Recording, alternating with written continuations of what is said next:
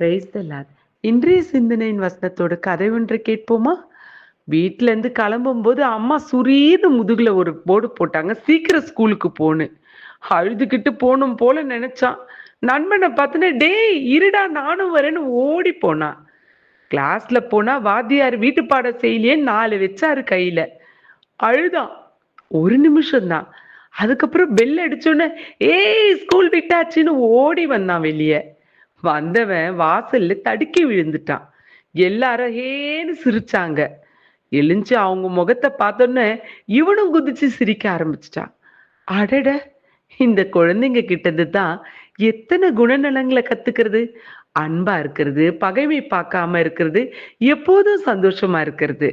இன்றைய வேத வார்த்தையை பார்ப்போமா? எப்போதும் சந்தோஷமாயிருங்கள். 1 தெசலோனிக்கேயர் 5 அதிகாரம் 16 வசனம். God bless you all.